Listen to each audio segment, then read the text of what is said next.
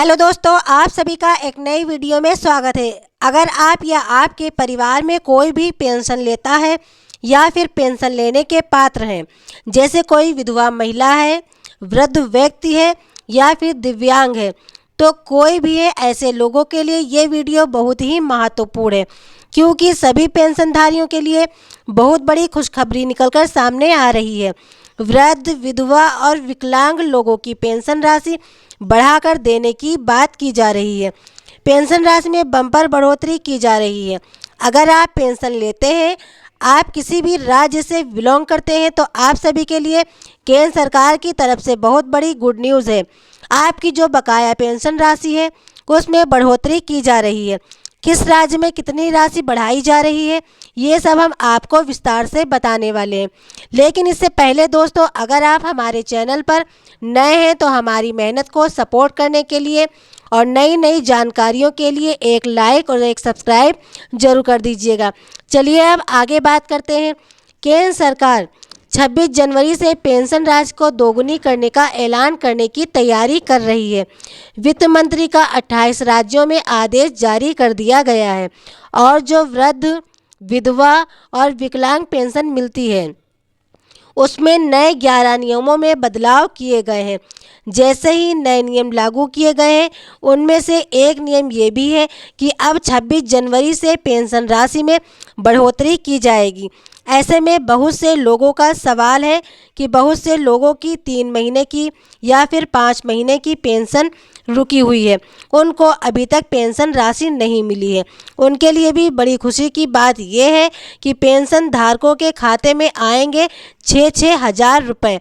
आपको एक मुश्त 6 हज़ार रुपये की पेंशन राशि भेजी जाएगी।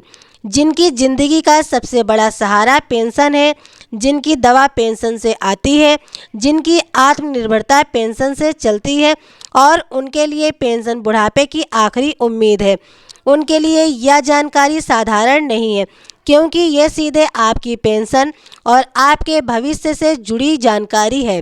26 जनवरी 2026 से पेंशन व्यवस्था में ऐतिहासिक बदलाव लागू करने की बात की जा रही है।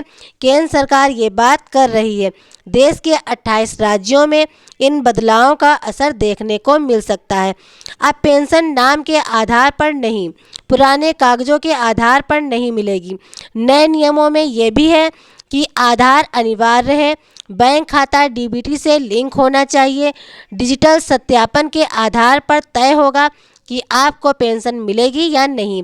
दोस्तों, पेंशन सिर्फ 1 हज़ार या 2 हज़ार नहीं होती है, ये बुजुर्गों की इज्जत होती है, विधवा महिलाओं के लिए सुरक्षा होती है, दिव्यांगों के लिए हिम्मत होती है।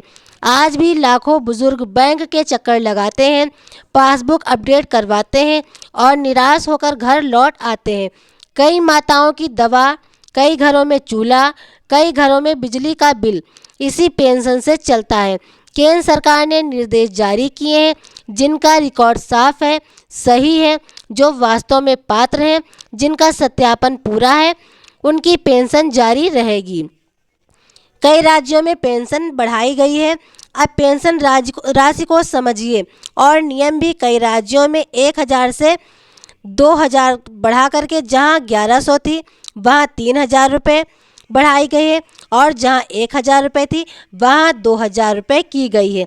जिनकी पेंशन रुकी हुई थी उनको 3 हज़ार रुपये और 3 हज़ार रुपये बकाया, मतलब एक मुश्त 6 हज़ार रुपये की पेंशन राशि दी जाएगी। ये प्रक्रिया 26 जनवरी से चालू की जाएगी। जिन लोगों की पेंशन तकनीकी कारणों से, दस्तावेजों से, गलती से, सत्यापन अधूरा होने की वजह से पेंशन रुकी हुई थी, उनके लिए ये रास्ता खुल गया है। उनको बैंक खाते में एक मुश्त सहायता राशि सीधे उनके खाते में दी जाएगी। लेकिन इसके साथ ही सरकार ने सख्त चेतावनी भी दी है, तभी आपको बकाया पेंशन राशि मिल सकेगी। सबसे पहले आपको अपने आधार को बैंक खाते से लिंक करवाना होगा। अगर डीबीटी एक्टिव नहीं है तो उसे एक्टिव करवाना होगा। बैंक की केवाईसी नहीं है तो उसे भी करवाना अनिवार्य है। जन्म प्रमाण पत्र जमा नहीं है या बना नहीं है तो आपको अपना जन्म प्रमाण पत्र बनवा कर जमा कराना अनिवार्य है। अब सवाल ये है, सरकार इतनी सख्ती क्यों कर रही है? तो बता दें, फर्जी लाभार्थियों को बाहर निकालने के लिए इस योजना से ये सब किया जा रहा है। गलत उम्र के लोगों के लिए, मृत लोगों के नाम हटाने के लिए सरकार ने सख्त जांच शुरू कर दी है। अब आप इस जांच में अगर सही पाए गए तो आपको इस योजना का लाभ मिलता रहेगा। अब बात करते हैं, अगर आप वृद्धा पेंशन ले रहे हैं तो आपकी उम्र 60 वर्ष से ऊपर होनी चाहिए। अगर इससे कम उम्र है तो आप इस योजना से बाहर कर दिए जाएंगे। अब बात करते हैं विधवा पेंशन की। अगर कोई महिला विधवा हो गई है तो उसको पेंशन दी जा रही थी, लेकिन उसने दूसरा विवाह कर लिया है तो अब उसको पेंशन, अगर वह अब भी पेंशन ले रही है तो अब उसको पेंशन नहीं मिलेगी, उसको इस योजना से बाहर कर दिया जाएगा। 3 तरह के ऐसे लोग हैं जिनकी पेंशन अब बंद कर दी जाएगी। गलत उम्र वाले, जिनकी आधार पर उम्र सही नहीं है, सरकारी नौकरी करने के साथ साथ पेंशन ले रहे हैं। जांच के दौरान अगर आप पकड़े गए तो आपको इस योजना से बाहर कर दिया जाएगा। और अगर आपने गलत मेडिकल प्रमाण पत्र बनवाकर जमा किया है तो आपकी भी पेंशन को बंद कर दिया जाएगा। तो दोस्तों, ये थी आज की जानकारी।